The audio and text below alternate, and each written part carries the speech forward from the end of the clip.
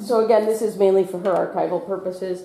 Tell me, and again, we just met 4 minutes ago, so I've been thrown into a lot of interviews before, but this is kind of without a lot of research and knowing. I really appreciate you trusting and taking the time today. I'm glad to do it. Tell me a little bit about, if you don't mind, about yourself, like where and when you were born, and a little bit about your early years in terms of education. Well, I was born in New Jersey. My dad was a chemist for Sherwin-Williams, and he was exempt from the draft because of that. So they made paint for airplanes. Interesting. So we were there until about 1944, because then he was transferred to Chicago. And I had been diagnosed with TB because I had a positive tuberculin in Chicago. The knee went up and locked, and they couldn't figure out why, and finally they said, oh, it must be TB. Well, it wasn't that, because it migrated, and I can remember being in the ward where everybody was gowned, and it was a kind of frightening sort of thing.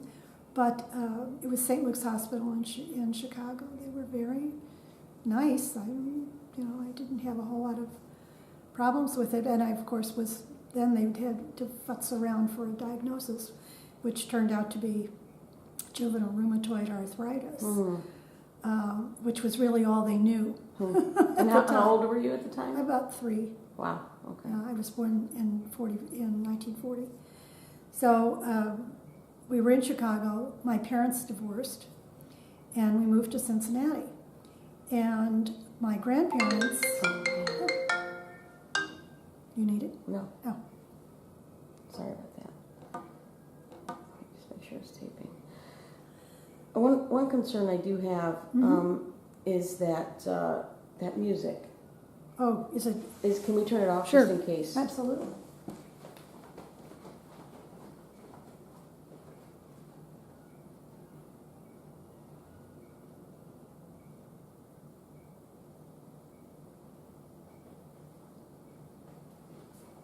Apologies, I should have said that before. That's You never know. I meant to turn it off, and I just turned it down when the phone rang. So we were in Chicago when the war ended. We went to Cincinnati, and in Cincinnati, somewhere along the line, I developed thrush. You know what thrush is? Yeah. And those were the days when the doctor came to the house. And in the course of him treating me for the thrush, he said to my mother, I think she would benefit from going to a school for handicapped children. There's a very good one here in Cincinnati. And I'm sure there probably was one in Chicago as well. But And you were school age at that point? I was 5 at that point. So rheumatoid arthritis was... So how did it manifest for you in terms of physical? My knee went up and locked and wouldn't straighten out, so they casted it. It evidently worked. It did make the joint permanently stiff. It didn't have full articulation of the joint, but it spread and it went to other joints, and that's basically. It went to my spine, and my hands were like this, and I couldn't make a claw out of them. In fact, there were 2 of us who were arthritics in Condon, and we were referred to by the staff as the Sisters of the Skillet, because we both took paraffin baths, and then we would have therapy, because the paraffin baths would help our joints. She would put her feet in the paraffin bath, and I would put my hands in the paraffin bath. And no, we did not wear plastic gloves like you do now to have your nails done. Yeah,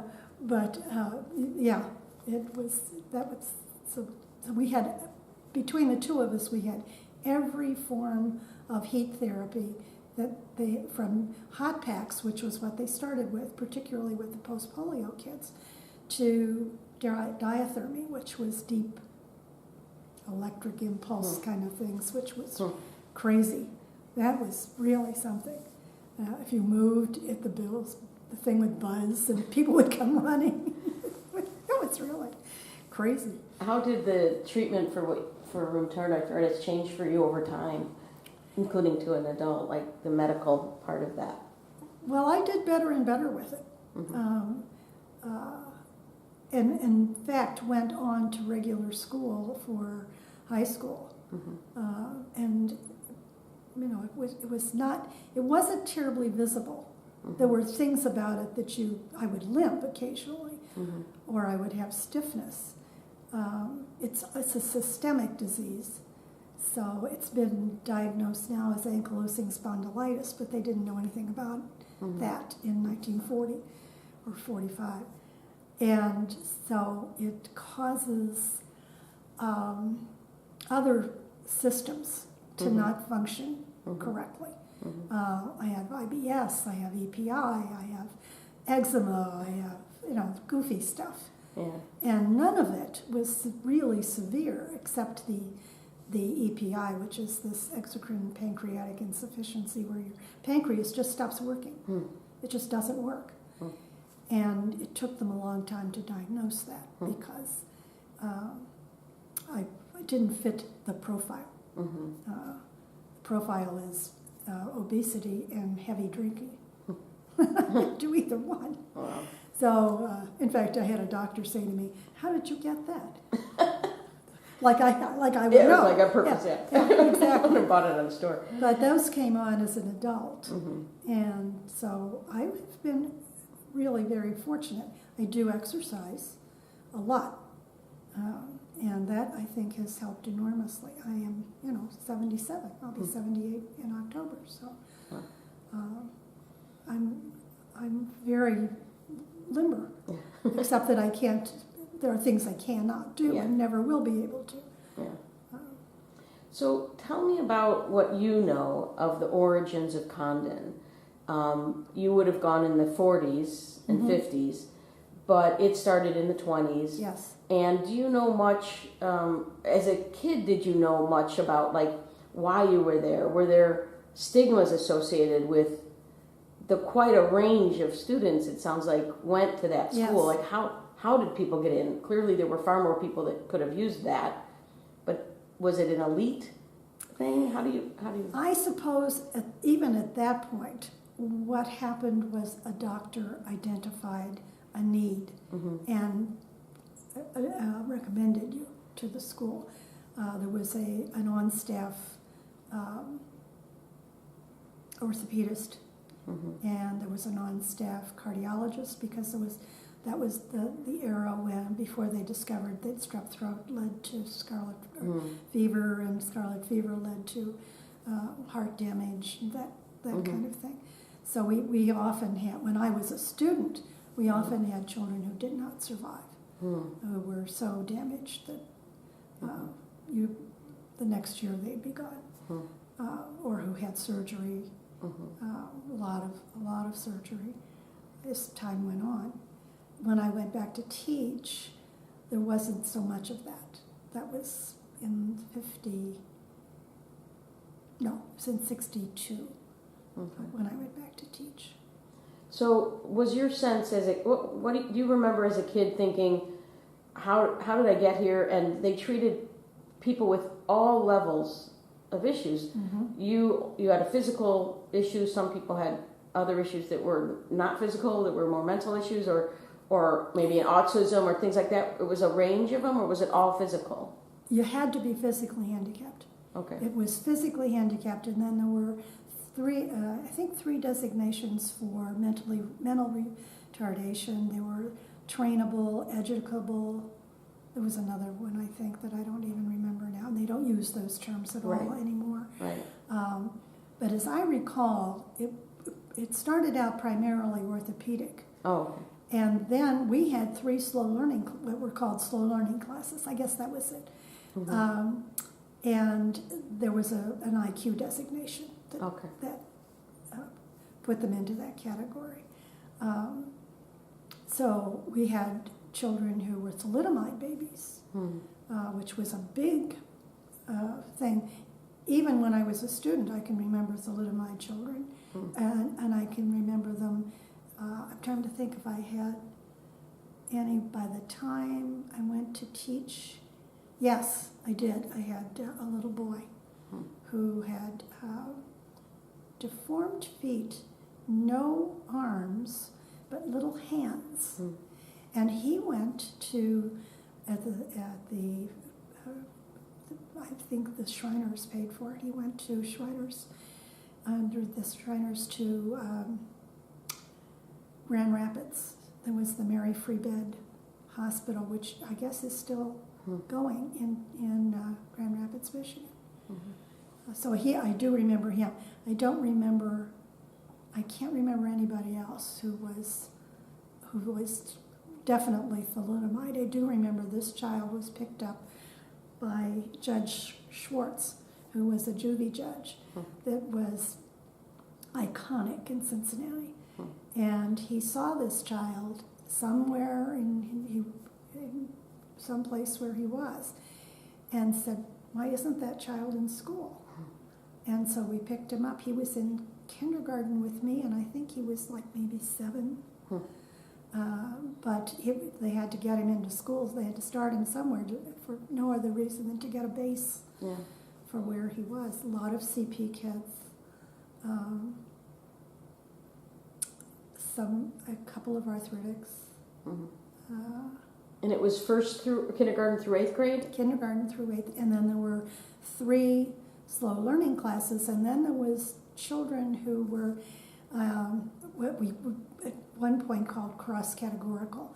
These were the children who were profoundly handicapped, and they were with Frances Stolting in a class, and I, for the life of me, can't think how many children she had, but it was perhaps maybe 7 or 8 or 8 to 10, but she had a full-time aide. I had a full-time aide in kindergarten.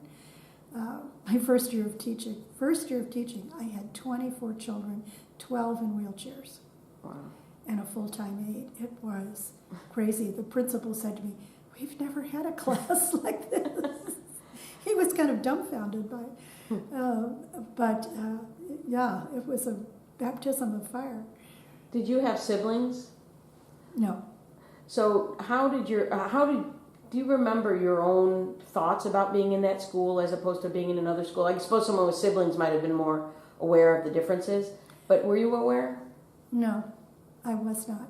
I can't think that the philosophy of that school was, you're no better, you're no worse than any other child.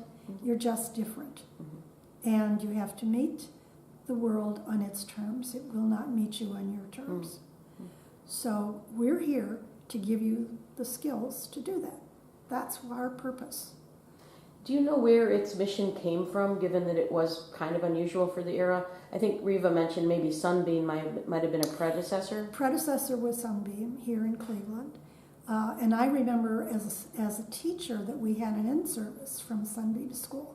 And my grandson went to Sunbeam for, that's not right. He didn't go to Sunbeam. He could have been a candidate for it. But the teacher at UCP said to him, I think it was UCP, said to his mother, "Why isn't he, in first grade or in kindergarten?" And she said, "Well, his birthday is too late." So he was in first grade late. He was had a lot of problems and delayed it. Do you remember any of your teachers or people that would come in to study the students, since it was an unusual school? Yes, we had lots of visitors. It was for a variety of reasons. I had student teachers. We worked with the University of Cincinnati, and there were constantly people in the building. Kind of monitoring each student? Do you remember an extraordinary number of... I don't know that they were monitoring the students so much as, of course, the doctors came and had clinics in the school. And we had a full-time, we had a big staff. We had a full-time art person, a full-time home economics teacher. We had, because they were teaching ADL skills, we had speech therapist, full-time nurse, lots of ancillary aides. Trying to think who else. Full-time janitors too, and a matron. Now, we die to have that in school, particularly the matrons, because they were wonderful. Do any teachers of yours stand out, ones that you had? Oh, I remember all of them. I can name all of them but one. I'm trying to think who that was. But yes, I can name all of them. And did you have a sense that they were kind of on a mission, or yes, like especially there, like they really were consciously there? Yeah, these were people who, once they got in, never left. If they left, it was because their home circumstances changed. Was it mostly female teachers? It was. When I went there as a student, by the time I taught there, it was an integrated staff completely. There was a sheltered workshop there. I told Riva that they made ladies' underpinnings, beautiful, beautiful lace stuff. And they were all women, of course. But as you know, girls in 8th grade, why we wanted to see it. It was beautiful. What about the student population when you went, in terms of gender as well as race, background, etc.? It's very hard to tell.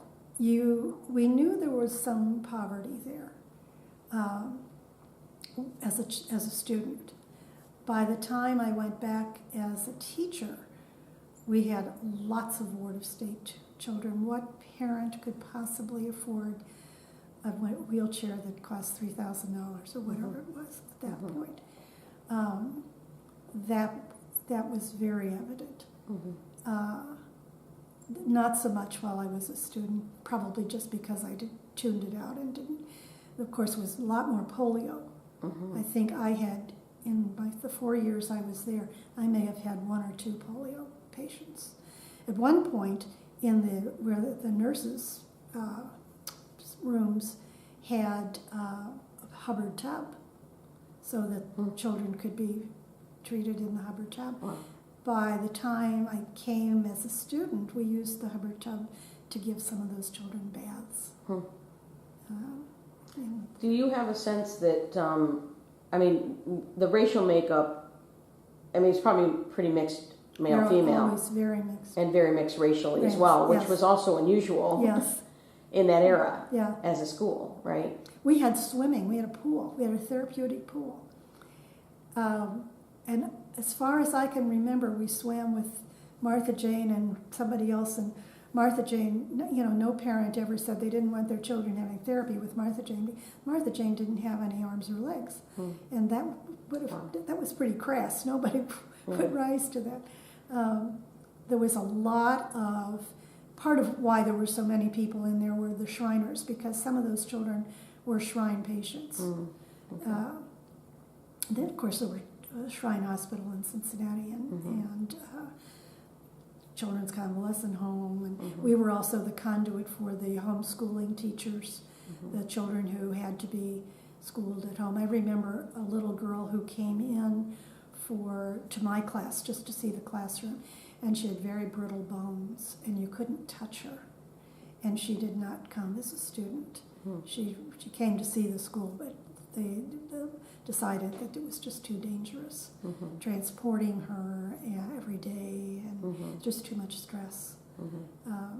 But there were a lot of people in the building because the Shriners were there, the Rotarians were there. These were all people who donated gobs of things, more than I ever remember. There were 3 big parties at Christmas. You got a present with your name on it. It was, it wasn't just that somebody went out and bought 6 trucks and gave them to the boys. Always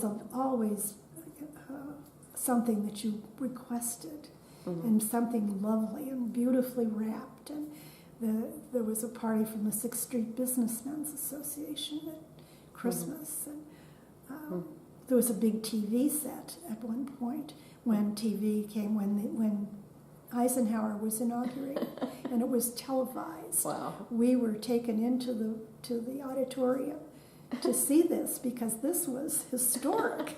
And I can remember that so clearly. Wow. Do you have a sense that the teachers, you mentioned earlier that, you know, the world wasn't going to change for the person had to meet the world. Do you have a sense that there was a trajectory that they were consciously leading you towards? Meaning, many times it's more paternalistic than anything, like you're not going to necessarily be a fully integrated person in society, or did you have a sense that they were trying to really track you into mainstreaming at some point? I think you were always treated as just a regular kid. I think that's where how that attitude was conveyed. It was never, now you can't do this because you da-da-da-da-da-da. No, it was, here's your typewriter. It's got a grid on it, so that if you're a spastic CP kid, you can hit the keys on the grid. I wonder all the time why Georgie doesn't have one of those at school, because they were such neat things. Of course, that was when IBM first came out with an electric typewriter. And it was a great thing for those children. So did most of them, so it went through 8th grade. Riva mentioned that sometimes later on there was an ability to stay longer, but pretty much did most the kids leave 8th grade and go to high school or not? As far as I know, there were the other options would have been a class, I would guess, similar to what we're doing now, except the mainstreaming was not a big deal. I often thought about that later on. I can't really answer your question directly and I don't even remember what they were doing when I was teaching, because I was in kindergarten and I didn't have any connection to that. But for yourself, what happened to you then after 8th grade? I went right into regular classes. I couldn't take phys ed. I was exempted from phys ed. Where'd you go to high school? Western Hills in Cincinnati. Okay. And in your mind, were you already interested in a career in teaching? Like, what did you go into high school thinking that your life might be? I didn't go into it with that. My guidance counselor in high school said to me, "Would you like to go to college?" And I thought, yeah, I would. And so she's the one who really made it happen. I had a scholarship from the Dad's Club, and my grandfather paid my tuition thereafter, but I worked in the library while I was in school. Where'd you go to college? UC, University of Cincinnati. And how were your parents during this whole process of the 1 through 8th grade as well as high school and college? What kind of approach did they have for you? Well, my father was not out of the picture. Okay. He wasn't connected to it at all. My mother and I lived with my grandparents. So I had wonderfully supporting grandparents. And those were the days when the mothers didn't come to school. There was no Girl Scouts. There was no PTA. Later on there was. When I was teaching, the parents got more involved, which was wonderful. But not as a student. They were not involved. And my mother worked. So what did she do? She had a number of jobs. She worked for the railroad for a while. And then, of course, the railroad cut the force and she was the low man on the totem pole. So then she was a secretary for a company in Chicago, actually. Their headquarters were in Chicago. And after that, she was the DCE for our church, the Director of Christian Education. And that went on for a while. And then my grandparents began to really deteriorate. And she took care of them. And she remarried. And my grandparents then moved in with she and my stepfather, God love him. And I was only home for a year after I graduated, and then I got married. So mother had grandma with her for a while. Grandpa had passed away by that time. So, but my grandparents were wonderful. My grandmother, I figured out later, my grandmother had her children very young. My mother didn't have me until she was 33. I didn't have children until I was 30. And so we all, it was totally different. My grandmother was young and, she was spry. She drove. My grandfather never drove. We always said he was too nervous to drive, but he was a crackerjack backseat driver, But so they all treated you. There was no difference in your growing up. You were never. No, I had a cousin who was just 9 months younger than I am, who lived in Detroit, and they would come in, and my cousin and I did all kinds of things. We would go downtown with my mother. Would always take us downtown to the movies. That was a big deal, and things like that. On her day off or in the weekend or something. So we did kid things. So you went to university, and then you said you got married a year out of college. And where did you live then? Cincinnati. In Cincinnati for about 4 years. And what year did you graduate college? 62. So you were Riva's kindergarten teacher in 63. So when did you start working at Condon? September of 62. Okay, so you were really young when you were Riva's teacher. Very, yeah. I was still pretty green at that time. I was born that year, 63. Were you really? Yeah. Very pivotal year in America. Yeah. So what do you remember of, this is amazing that you remember your students that long ago, but what might your memories be of that first or second year of teaching kindergarten at Condon? And really, you had to have been an unusual story of someone who had been there and came back to teach. Was that common or not? No, not at all. I don't know of anyone else who had been a student there. Unfortunately, I only taught there 4 years, so I didn't really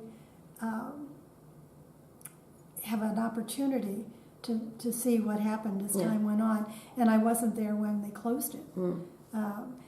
We were next door to Rockdale School, and when I heard about them closing it and going somewhere else, I made me I was very sad about it, but I was also furious about it, because when least restrictive placement came in for those children, it would have been so easy to mainstream them into Rockdale School, which was next door. But this is Cincinnati. And I can tell you that there probably were parents of children in Condon who wouldn't want their child going to Rockdale because Rockdale was all black. And I thought, what an opportunity for those little black children as well as for the children in Condon, because Condon was totally integrated. Nobody made fun of anybody because they were black. Your crutch tips is, in my way. but they never commented on your skin color. And it just wasn't heard of. So what brought you back to Condon the 4 years that you were there? I student taught there. I student taught with Lurie Wells in 3rd grade, and I had a K3 degree. You could do that in those days. So I had to student teach in two levels, one at kindergarten level and one at the primary level. So I student taught at the primary level with Lurie in 3rd grade, and she had been there when I was a student. I'm pretty sure. I'm towards the end, I think. But in any case, that's how I got into it. And Helen Cummings was the kindergarten teacher, and she retired that year. So I quit like a bunny. Of course, this was the time when you could get a job teaching if you had a pulse. And so when I went through, you were...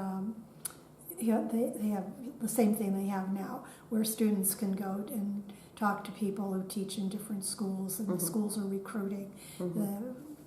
So I went right to the Cincinnati Public Schools and said, I know that there's a vacancy here and I'd like to do it. And my principal said to me, write a letter and tell them that you're interested in that position. So he must have said something, I must have passed student teaching, and he said, you're okay. And so that's how I got the job. So you had been student teaching, but tell me were there any significant striking differences at Condon in 62, 63 from when you had been a student there?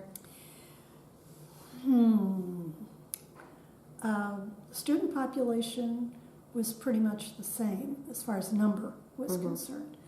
Different problems.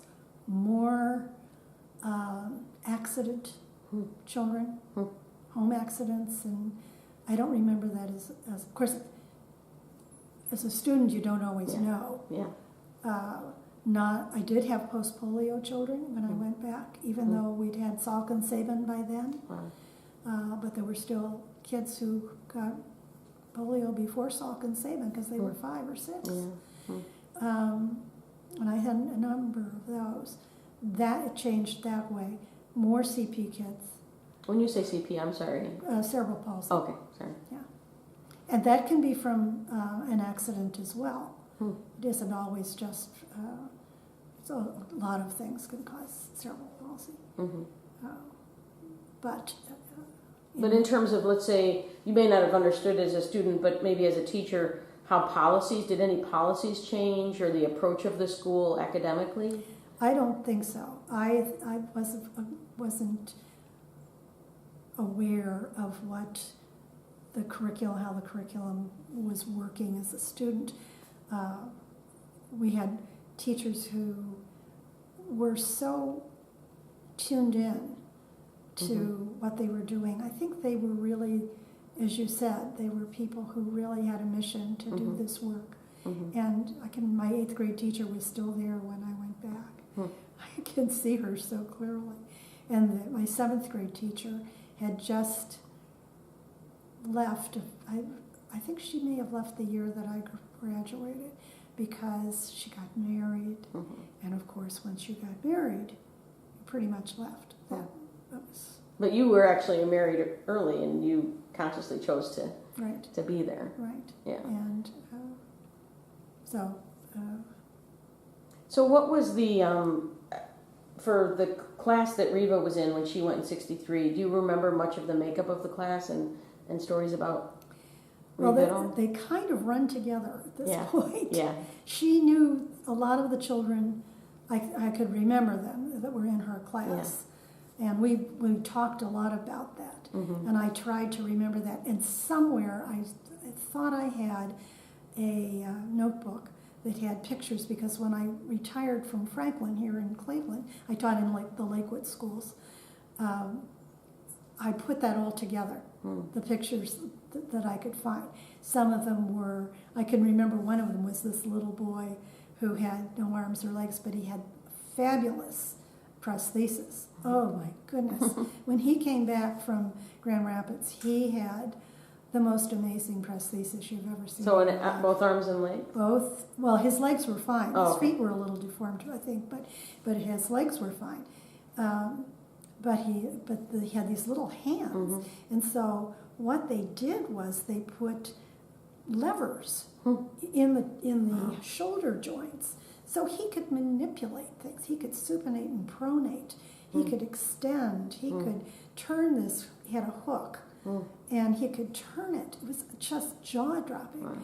And he used to, when my husband would come to school sometimes to take pictures or something, he would get a hold of Bill's jacket, pull on the back to get his attention. He had all kinds of tricks. But one of the things that I was telling Riva about, I think I told her about it, the equipment was so interesting now looking back on it. When I see the kind of wheelchair that my grandson has, that he has a power wheelchair, it's provided by the county and the state, and that is so amazing to me. The equipment was Neanderthal. Here were these little children in these wheelchairs all day long, in a straight back chair, with arms, maybe, I think they had a seat belt that was about this wide. No padding. It was a chair. It was a chair on a platform with wheels. That was it. And I was just telling her in an email, one little boy's father was a doctor, and he had an Ernest Jennings wheelchair, which was the Cadillac. And right away, you saw the difference between the child who had either a very proactive parent or a child who didn't have any resources. And unless they got picked up by the shrine, and many of them did, but the rest of that equipment was just... Now, therapy equipment, on the other hand, was good. They had all sorts of things. I said the paraffin baths, the hot packs, the diathermy machine. There was some other thing that we always referred to it as the oven that had big tubes inside it, and they would put it over your legs, and you would have heat therapy for a while, and then you'd have passive therapy and all kinds of things that I do now that to strengthen the legs and the arms and so forth. But the equipment was different in some ways. The therapy, the exercise tables were still the same height. You still had to climb up on them. That didn't change. But the equipment for the children, when I went back, was somewhat better. It still wasn't as good as it is today. We had a really big step in that in the next 10 years. Once children began to be integrated into the regular classroom, things had to change. They had to have a power wheelchair. They had to have an elevator in the school. They had to have wider doorways. They had all of that came after maybe we have to retrofit this. This isn't going to work. And we closed our pool in Condon because it was old and expensive to maintain. And I said to one of the custodians, "Is the pool still used?" He said, "Oh no, it has been used for years." So do you remember anything particular? Do you remember Riva from that era? I do indeed. Oh yes. So tell me about Riva. Riva, this just little sprite. I said to her, one of my fondest memories, her mother would come. And mother was her mother was lovely. Oh, lovely lady. And I had, Ruth Svensson was my aide. And Ruth was just born to be an aide. She just loved these kids. And Riva came to school on St. Patrick's Day with the most beautiful little dress you've ever seen in your life. Green taffeta underneath the underskirt and top, and shamrocks on her shirt, on the bib. It was like a pinafore kind of thing. And Ruth looked at her and she said, "Oh, Riva Lehrer." I just chuckled all day. Yes, bright, funny, just one of the most delightful children I ever had. She was good friends with Julie Miller, and Julie was a rheumatoid arthritic patient, and she had cataracts. Her rheumatoid arthritis was severe. She had cataracts. She'd had eye surgery. When eye surgery was Neanderthal. She was in that class. I think some of the children that I remember were Riva knew, like Mark Buckhold, and he was also a arthritic. Things, but specific children to that class. I can't really put them in the same class. I can tell you about the children in the long hall. I made a list, I have it upstairs, of all the children who I could remember. Wow. And every now and then I'll think of one, I'll put it on the list. Wow. Do you remember much about her art skills or anything specific about her talents then? No. I know it's kindergarten. Yeah, I really don't. I did tell her about Todd Holmes because we were talking about other artists. Mm-hmm. And I remember her from the standpoint that her work was always perfect. Mm-hmm. It was just neat and tidy, Yeah. and followed the directions and didn't require a lot of assistance and Mm-hmm. and just, you know, she was jaunty. Mm-hmm. Yeah, I know that there was a little limp to that, but you didn't think of it as being a handicap. You thought of it as being jaunty. She just was. She was a sprite. Who reached out to who all these years later? Oh, I was on the internet trying to do some. Well, I was actually nosing around to see what other kinds of what other areas had schools for handicapped children. Basically because of George. Yeah. And I knew he was going to. I thought he would be going to Sunbeam, but now of course they have mainstreaming, and so he was going to. And in fact, I was really hoping he'd go to Sunbeam. Mm-hmm. But their school population, I think, now is far more serious. Mm-hmm. Those children are profoundly handicapped, which was why the teacher said, "Why isn't he at school?" Yeah. So I'm nosing around on the internet, and I hit something, and her name came up, and I thought, how many Riva Lehrers can there be in the world? And I just remembered this lovely family, only one child. I think she only had one child, right? Did she have a brother? I just read the chapters. I think she did have I think siblings. she does have yes, Yeah. I think, okay. But I didn't remember that part. And so I thought, what the heck? I'm just going to reach out to her.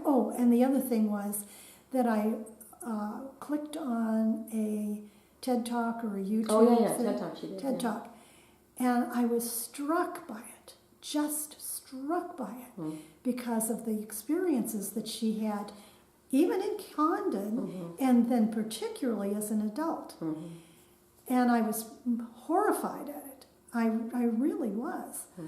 I don't remember that as a child. I don't remember anybody throwing anything at the bus. I don't remember anybody yelling at us that we were crippled. And I took children, handicapped children, to the circus. I took them, we had lots of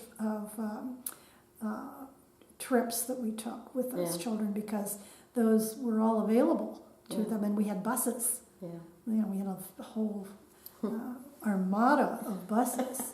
If we had a child who had an appointment at the clinic, an aide would go with that child to the clinic. The parent didn't have to take the child. The parent didn't have to leave school. Wow. In those days, think of the service that's that was. Yeah. I think should be. Yeah, and still should be. Absolutely. Yeah. I think of my daughter who can't find a job unless it's from home. Because she's taking Georgie to United Cerebral Palsy for therapy, and she's taking to have his brace fitted, and she's taking to it's a full-time job. Appointments with the orthopedist, and appointments with this one, that one, and the other one. He needs to see so-and-so, and he's in Solon, and it takes how many hours to get to Solon? It's that kind of thing. Yeah. But I was just struck with that. So you reached out to her then? So I sent it to her and said, hey, it really is your old kindergarten teacher. Wow. And that I had seen this. And I just felt so badly for her because it was not the experience that I had. I would limp occasionally, but that was it. And I still limp occasionally. But I wasn't so obvious. It wasn't a profound limp or easily identifiable. I didn't wear a brace. Right. Well, every person, not every gay person experiences anti-gay harassment, right? Like, everybody does have their own life path. And, that's right. And she this book she's doing is talking about how Condon did influence her life. And you were there really just 4 years.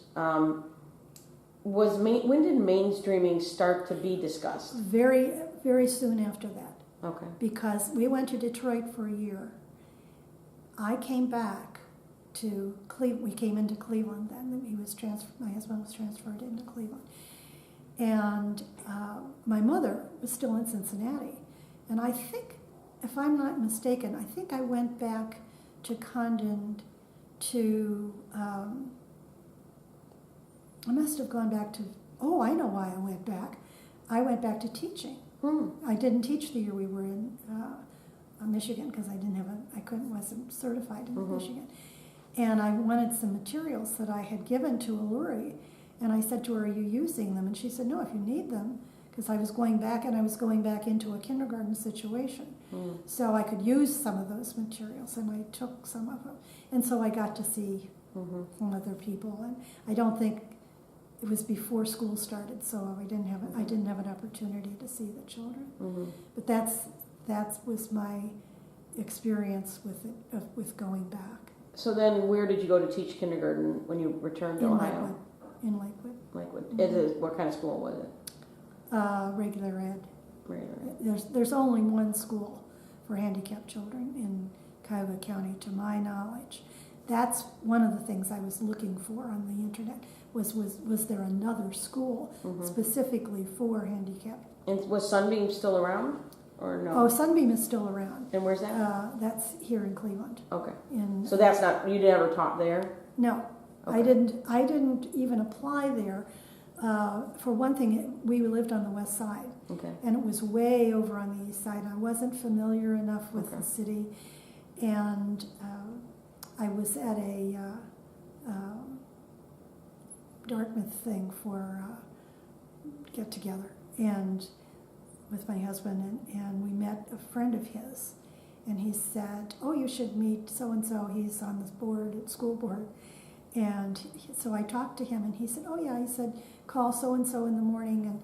And again, the turnovers then was bigger because teachers who were married generally left. Yeah. So I think the teacher who I replaced was teaching out of town, or was moving out of town, and her husband was transferred or something, and that's why she gave it up. So I went into a kindergarten situation. And again, what was the name of that school? That was Hayes. Hayes. And how long were you there? Well, I was in the system until 4 years maybe, and then I had children. Okay. And I was out of teaching for about 4 years, and then I went back and went back to teaching. So when did you retire from teaching? I have to think about that. 97, 98, somewhere in there. 30-something years. Yeah. 30-something years. Mostly kindergarten? And they had a buyout. Oh, nice. Yeah, mostly kindergarten until the second grade teacher retired in my building. And I thought, I could get up off my knees, which are really beginning to give out. Because kindergarten you're working. You're on your feet all day. You still are in second grade. I literally just had a friend of mine who's a teacher. In her last 2 years, she goes, I'm going to go to high school. So I don't have to be on my knees anymore. Well, that's how I felt. Second grade, I went to second grade. And I loved it because I had had some of those children in kindergarten. So the first year, while I was learning how to teach second grade, I had help because we learned second grade together. I said to them, "Okay, we're going to do second grade together. If I make some mistakes, let me know." So in all those years of teaching in quote unquote regular schools, how many students did you have that were being mainstreamed in kindergarten and second grade eras? One. Wow. I had one little girl. The others were, because so many services were offered in the school, I tutored for a few years because I couldn't get a job. I had too many graduate credit hours and too many years of experience, and I was too expensive. So for those years, I tutored LD kids, which was learning disabled, which is a designation we don't even have anymore. I don't know what they call them now. I've lost that track. And most of my friends are retired, so we don't talk about that anymore. But I had a lot of students who received special help. for various reasons. The one little girl, I don't think she got any physical therapy, and I don't remember what her diagnosis was. But I do remember that she was mainstreamed, and I'm assuming that's how she got that placement. But she was mobile. She wasn't in a wheelchair. I never had anybody in a wheelchair. Franklin was not wheelchair accessible. In Lakewood, there were old buildings. So as they were retrofitted or as they were torn down and replaced, of course, they all met ADA, which is pretty standard in the world of treatment. And that meant that a lot of children had to be bused. And that precipitated, this busing is getting really expensive, maybe we better, because it isn't just bus, it's a bus with a lift and a bus with restraints and a bus, People, I looked at staff. the one that Georgie rides in is phenomenal. So that's how it came about. So you were only really in a situation at Condon for 4 years, but you also had gone to school there. In your mind, after you left those systems of education, were you keeping track of how the discussions were progressing, Yes. or at least changing? Sort of, yeah. On mainstream issues? It was, for instance, coming into Hayes, when I came into Hayes, I went back to, they were very interested in the fact that I had taught in a school for handicapped children, and what did I do, and how did we diagnose these kids with who were brain damaged, because that's what they were called. So, I showed them some of the things that I knew, particularly that the occupational therapist used to identify and to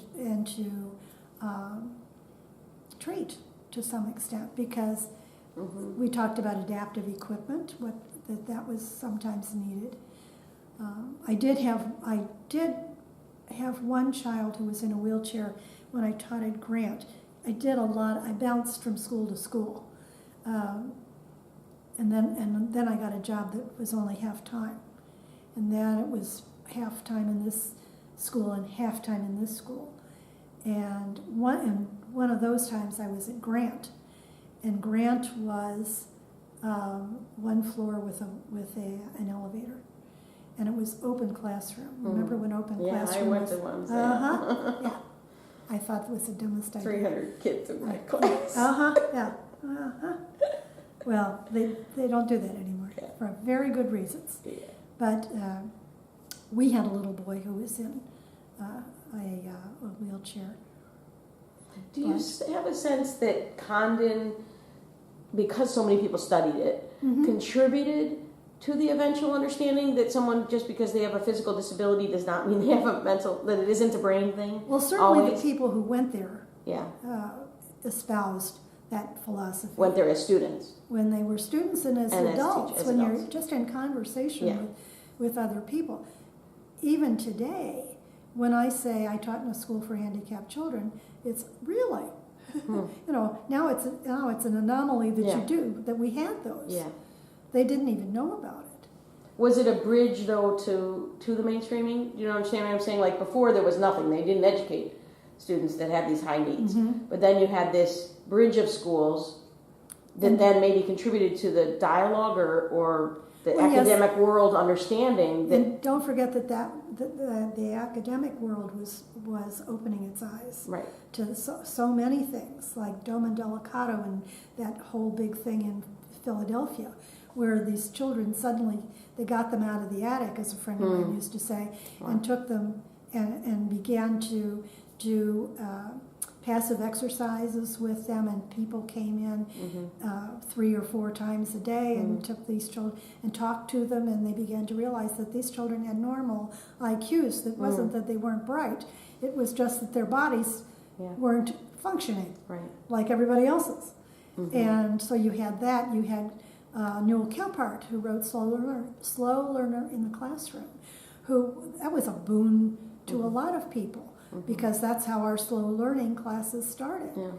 And we would have speakers when I taught in Lakewood. We had speakers constantly coming in to talk about learning disabilities and how they worked and what they meant and what kinds of things these children could not do. And I can remember thinking to myself, that's what Jenny Scardina was doing all those years. And nobody told her that's what she did to help them focus. She would have this big board, and they would have a circle over here and a circle over here, and they had to put their hands on it and come to the center and learn convergence.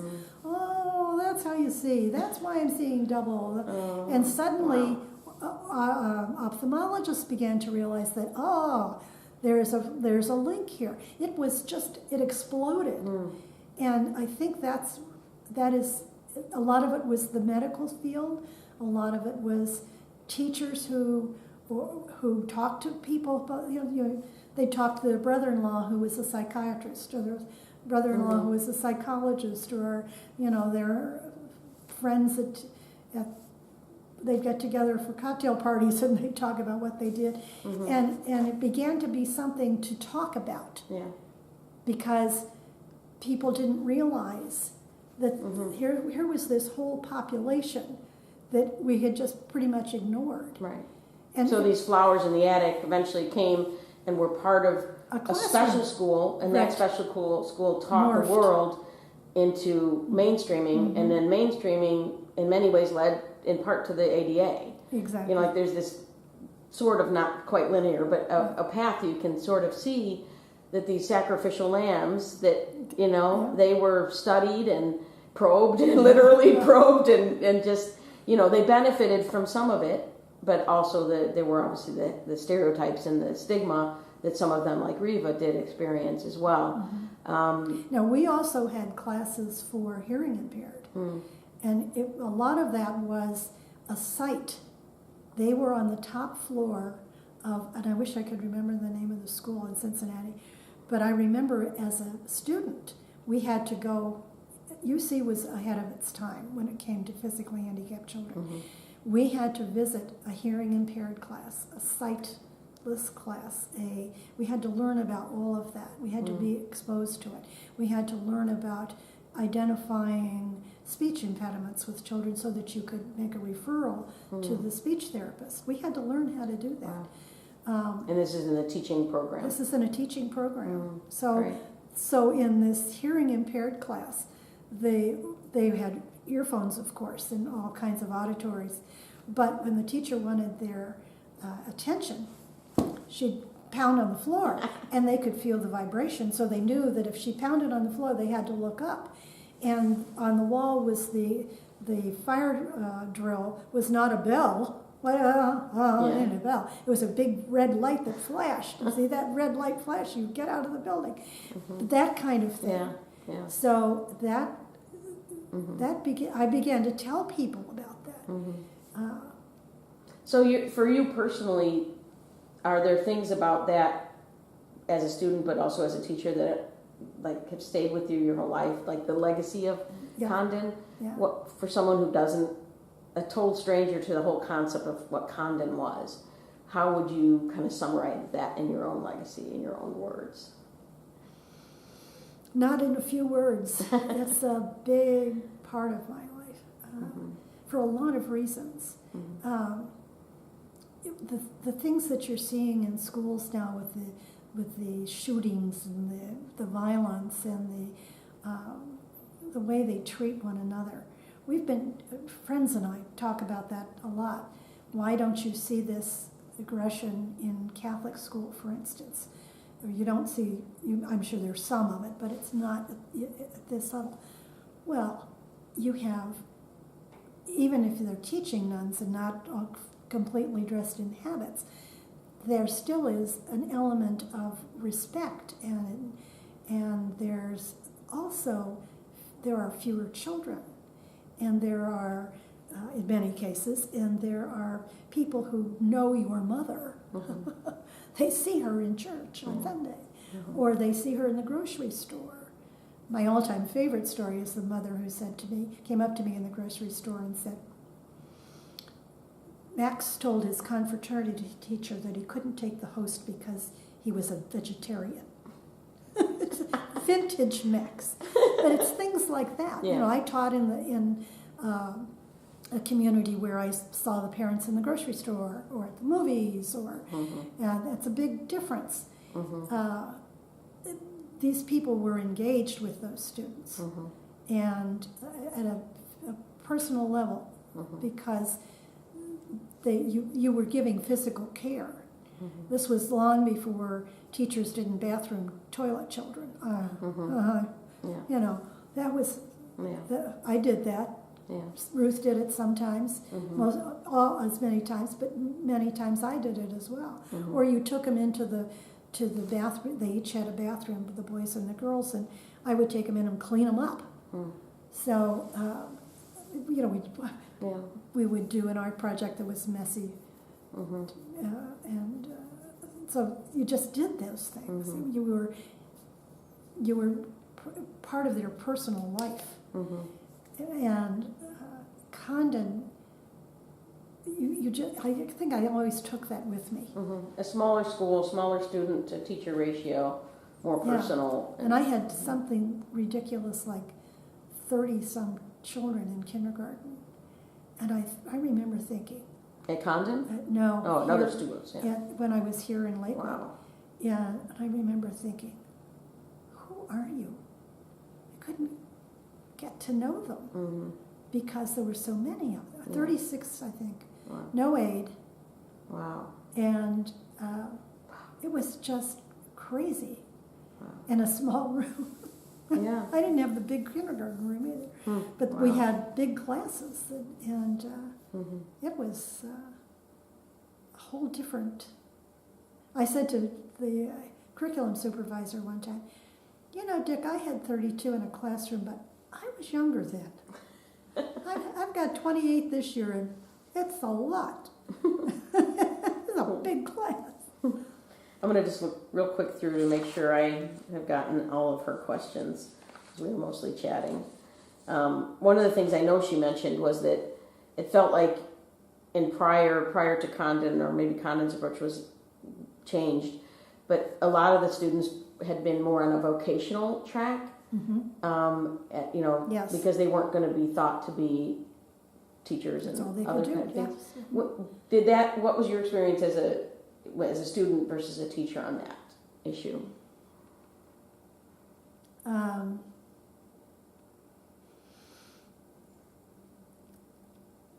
My father had gone to college. My mother hadn't. My mother had always worked. She probably could have. She had gone to a situation. It was interesting.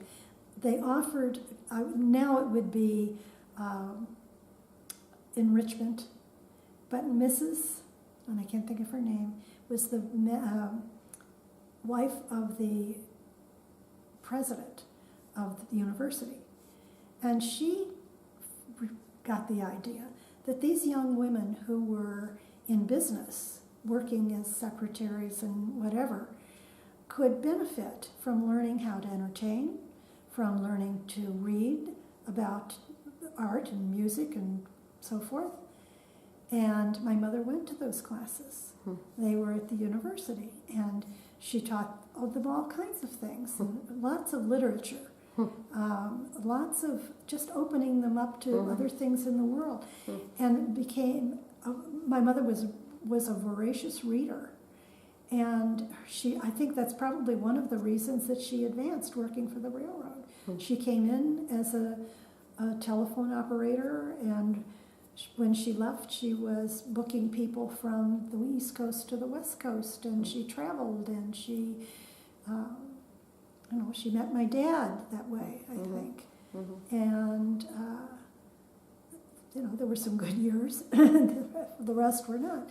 But I think that became a part of my home life, So you had these achievable. So I had these achievable goals, and I went to a high school, and it was essentially mainstream for me, and it was a big high school, or a big population.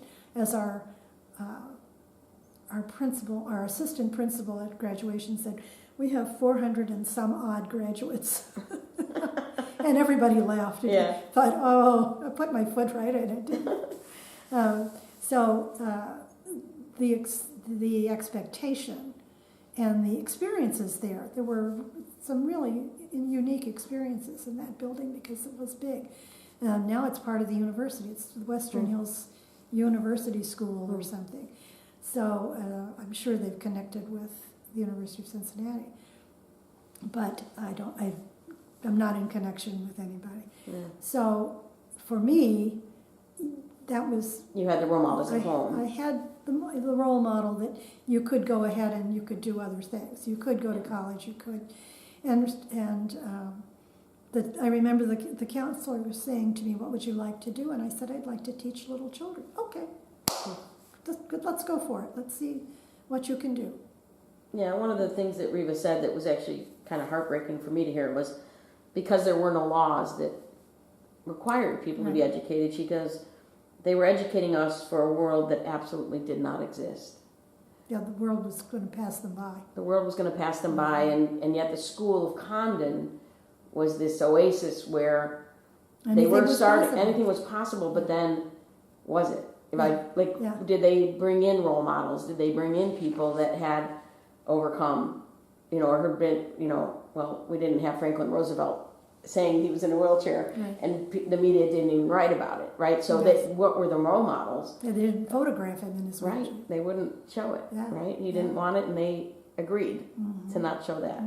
Amazing, isn't it? Yeah, it is amazing. And so how they don't even see the possibilities, right? If there's someone not in their family or their particular situation. Now, Mother and Daddy had a friend, Johnny Hauserman, who was a cerebral palsy patient and who was a composer. And one of the other men in this little group that they had that played for churches and that kind of stuff transposed his music. And he was on the stage of the Cincinnati Symphony Orchestra one night when Mother and I were there, and his music was being performed. And he was a severe CP kid, but he was not in a wheelchair. He was walking, but it was very obvious that he had serious issues with walking. But he did walk out on stage to be recognized, which we were just thrilled. Mother was just out of... Do you ever remember Condon as a student or as when you were there for 4 years, bringing in people that had CP or other things? Well, our piano teacher, our music teacher was handicapped. When you were a student? Yes. Marguerite Remarque was her name. And I think she was maybe a post-polio.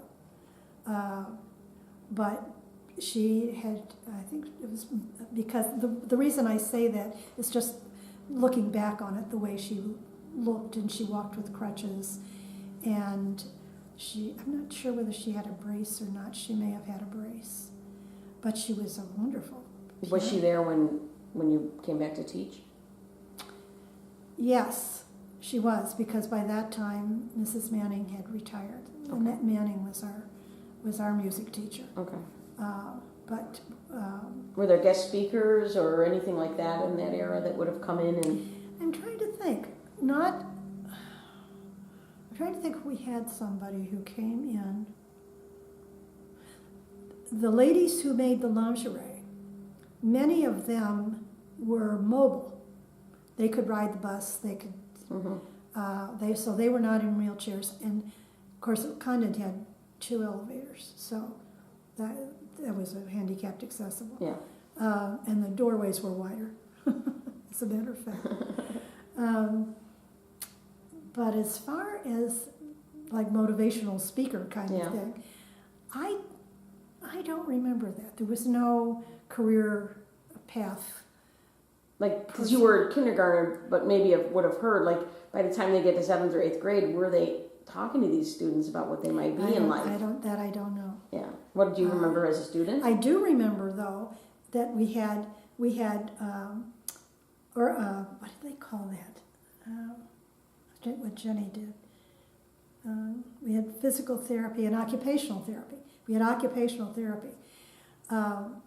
And there may have been some in there that they did do as these children got older, because the whole point of home economics and occupational therapy were ADL skills, and activities of daily living. And the boys had home ec as well as the girls. It wasn't just the boys.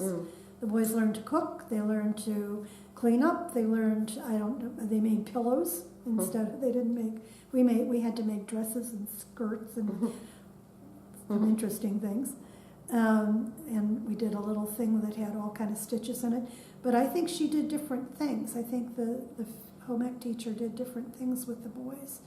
That, they could have been a chef, they could have picked up, at least they would have the rudiments of learning how to do something outside the realm of what boys do or what girls do, or however, they did not teach the girls industrial arts. I really missed that. But when I got to teaching, when I was tutoring in middle school, they did. That was definitely done then. But I don't remember. Harding had an elevator, so they must have had some children. They had the opportunity to have children who were in wheelchairs. Did they? I can't remember any that were in wheelchairs yet. Did you have any frustrations as a kindergarten teacher? Like they told you what you couldn't do, or any constraints that were placed on you or your peers at Condon? Any frustrations with the system itself? No, I don't think so. I don't ever remember that. I don't ever remember anybody saying to you, when you go to high school, you can't do so-and-so. My doctor said, you can't take phys ed and you can't swim because you might get sick. I'm not sure. It would be dangerous for me to get a chill or what that whole thing was about. He's the only one I remember ever saying to me, you can't take this class. What about as a teacher? Did you ever have any run-ins with the administration? Or no. Yeah, it was. No. You were free to do what you felt best. Yeah. Riva remembers that she was in classes where it was the slow learners with everybody, so that the education was to the slowest pace, and that she was often bored. Obviously, would have been after kindergarten. You said you felt like they were on different tracks? There were 3 classes for slow learners, but slow learners were 50 to 70 IQ. So you had 70 to 90 in your classroom, as well as 90 on up. That's probably more like what happened, because those 70 to 90 kids were learning how to navigate the world. And what was ahead for them? I don't know. The 70, 90 is fairly high functioning as far as daily life. And so they probably put them in the classroom. And I don't know at that point where we were and maybe Condon was trying to integrate it at that point. Experimenting for some reason. But that's too bad. Yeah, I mean, it's interesting. My own grammar school, I did go to an experimental school, 300 students, Walt Disney Magnet School. And it was fully integrated, meant to be one of every kind of kid you could find. And those were my favorite teachers of the time, because they were the younger, more innovative, and then I went to a technical high school that had been all boys, and just the female teachers didn't even want the girls in. it was a 5,000 student technical school in Chicago, and so I learned shop and typesetting and all that kind of stuff. So it's, Riva very much has a much better memory than I do of, even names of students and names of teachers, and it's going to be fascinating reading about that and how it really impacted her life. And she is really one of the top people talking about these issues of disability and access, and her art is unbelievable. I'm assuming you've seen some of her I have, art. indeed, yeah. It's just stunning. Yeah, it is. My goal in life is to have one someday. We don't want to afford one of hers. But is there anything else about kind of that, the disability movement, the ADA, or anything else you want to talk about? And I mean, you really have an amazing view. Perspective. Your perspective is really unique, as having been in one of the schools that now hardly exist, having taught in one, and being young enough to have taught in one, to have then seen all this change. Yeah.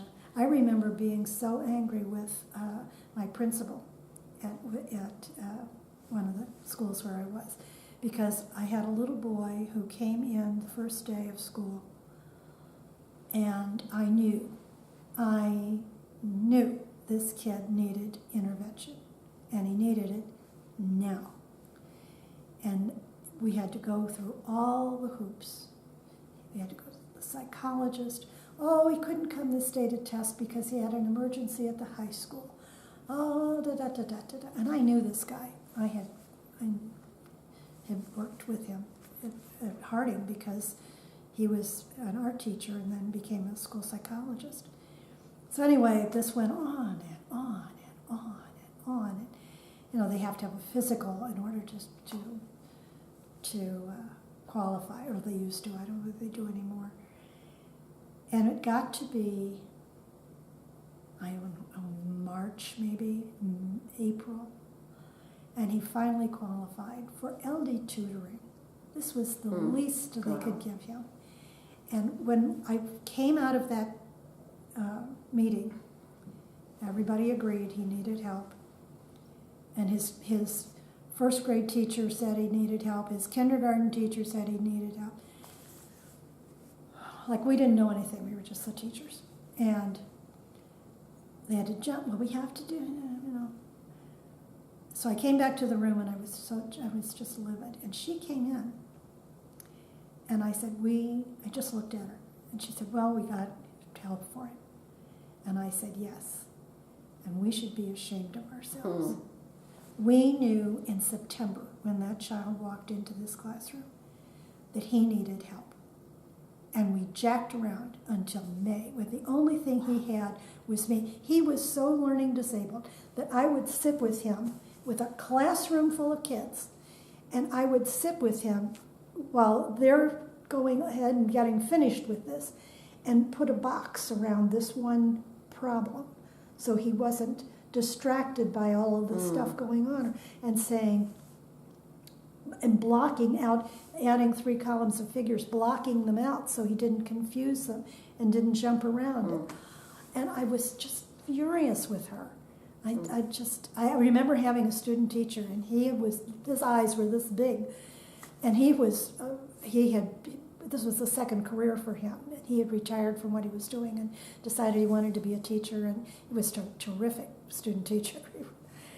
And we talked about this, and I said, this is a real problem with this mainstreaming business, and with this getting these children tested and testing them and testing them and testing them, when you know this child, if it didn't show up that there was enough of a discrepancy, no, we're good. We have to remediate. We have to do this, and this. And if that doesn't help, we're going to test them again.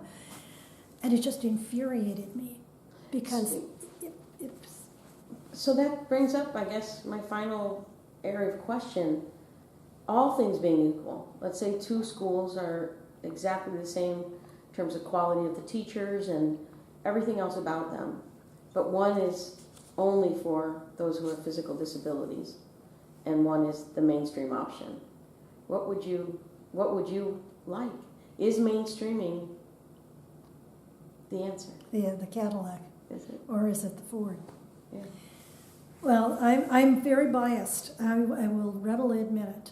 I think You're informed. the nurturing environment of the school for the truly physically handicapped children, particularly, because it gives them an opportunity that they don't get otherwise.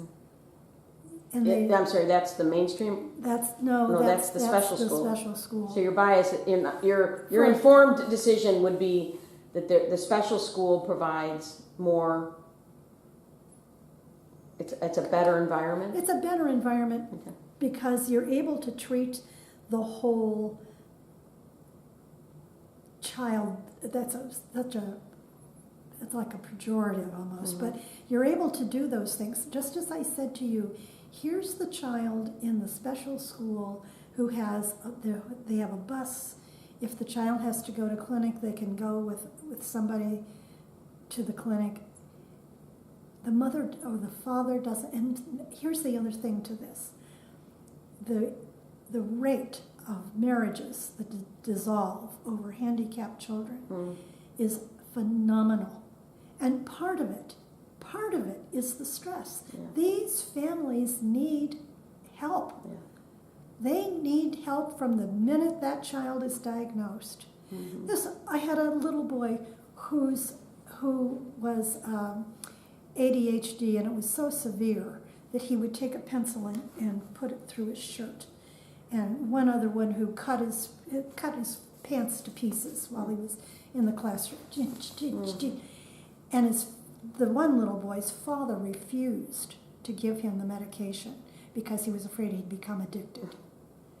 These are families that need to have. That's just ignorance. That's all that is. If you educate them and show them the difference, they'll buy into it. Mother finally overrode Dad, but it took her a long time, and she had, I'm sure, no help doing it.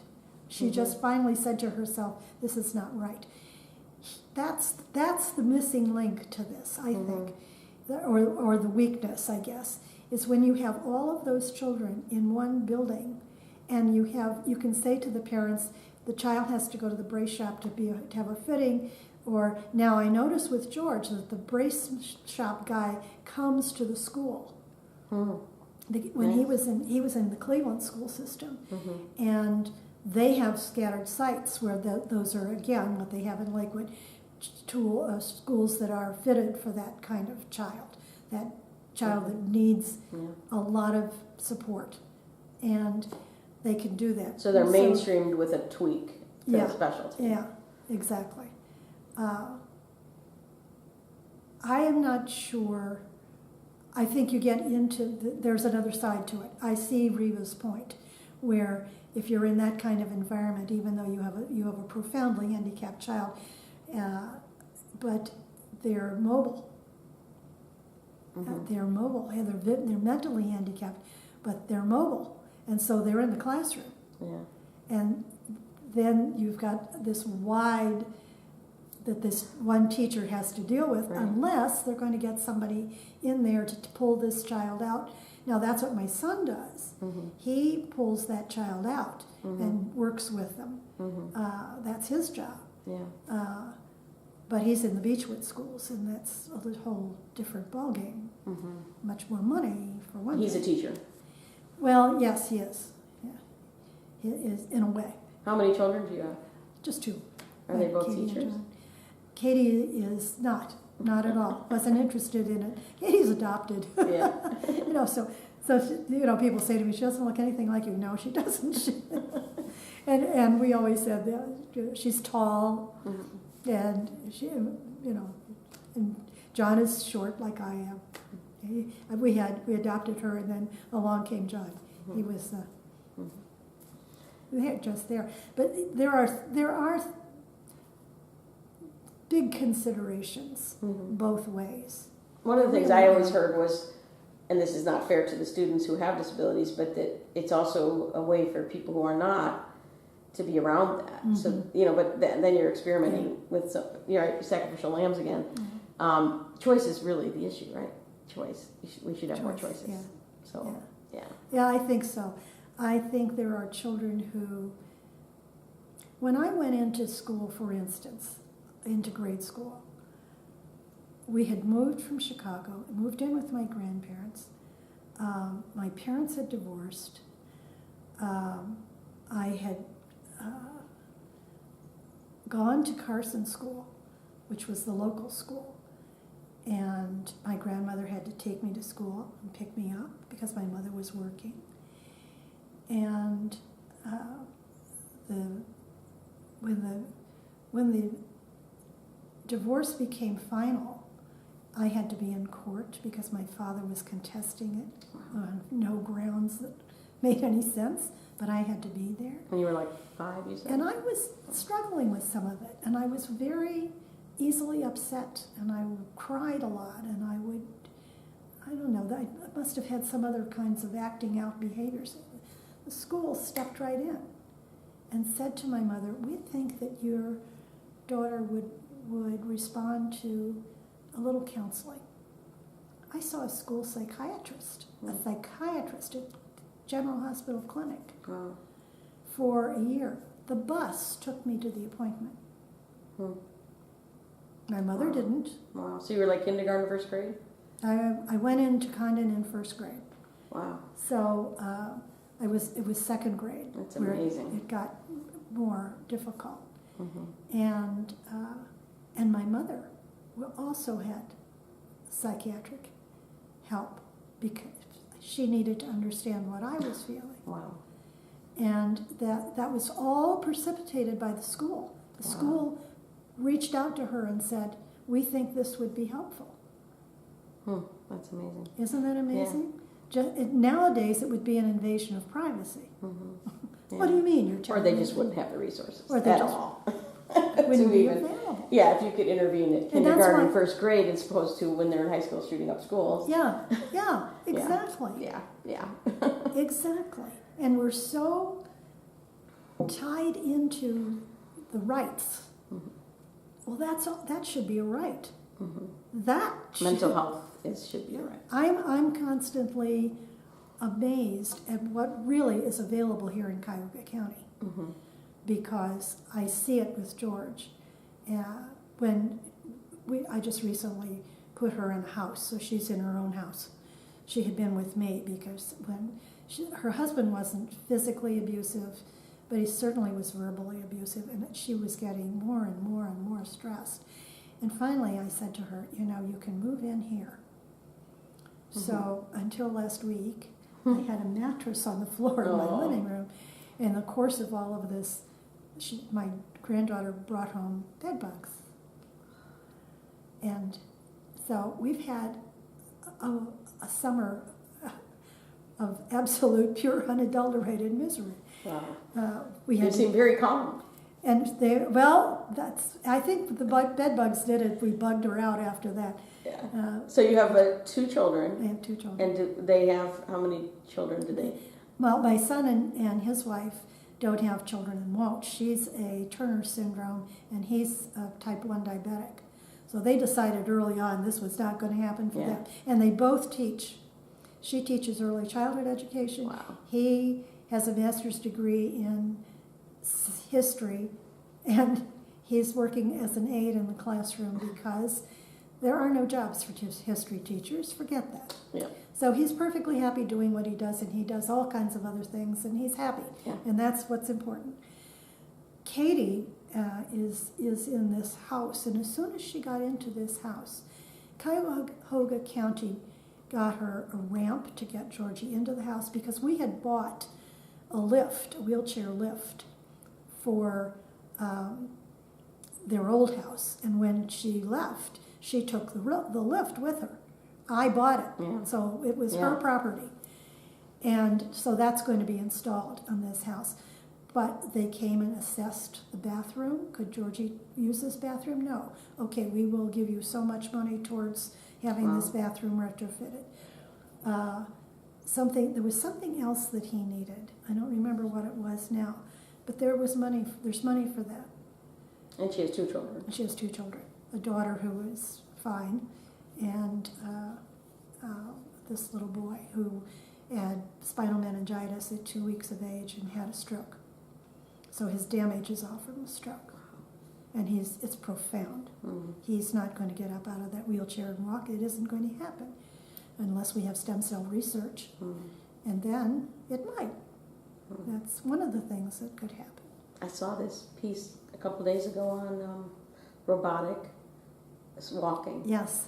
Where He's in a robotic trial. Where they are actually up so that, eliminate bed sores and things like that. Is your husband still alive? Or? No. He died in 2013. I moved in here in 2015. So I've been here 3 years. So it's just fine for me. Yeah, it's beautiful. I'm really, it has been a blessing, a blessing, because there's a loft upstairs with a full bath and a bedroom. So Katie and my daughter and her daughter could be upstairs. Yeah. And Georgie was in with me because my bedroom is king size. Yeah. So I had enough space because he has a hospital bed. Yeah. Wow. So I bunked with Georgie for a year. Well, you are an amazing woman, amazing teacher, mom, and grandmother. Thank you. It's an honor to spend time with you. Is there anything else you want to say to Riva before I turn I'm things just off? so thrilled to be in touch with her because she was such a sunbeam in that classroom. I'm sorry, I can't say that I remember her doing this, that, and the other thing. I just remember her always smiling. And I just remember her as such a happy child. And I think that's why it just hurt me so, to hear how she was perceived in the business world and just how cruel we are, even in this day and age, where we know what's going on. And, Georgie's experience even in the hospital with he was in Metro Health when he was first sick. He would come in for tests and he would cry. And one day, one of the nurses or one of the aides, whoever, just crawled in bed with him and hugged him. That kind of nurturing is symptomatic of what shapes you for your life. And to think that she's, as a child. Now, the other part to that is, we could have had people throwing eggs at the bus or yelling at us. We were in Georgia. The thing for us, by the time, we always rode the bus. We were all used to that. We had all kinds of tricks riding the bus. We all wanted to ride in the back seat because then your head would hit the roof as you went over the bumps and stuff like that. And we had bus drivers who were from Xavier University. And so they taught us all the silly songs. Of the college fight song and that kind of stuff. So I remember riding the school buses just being so much fun. And it just hurt me to think of her having that experience with it. Well, this has been fantastic. Can I take a couple photos? Sure. Okay, let me turn that off.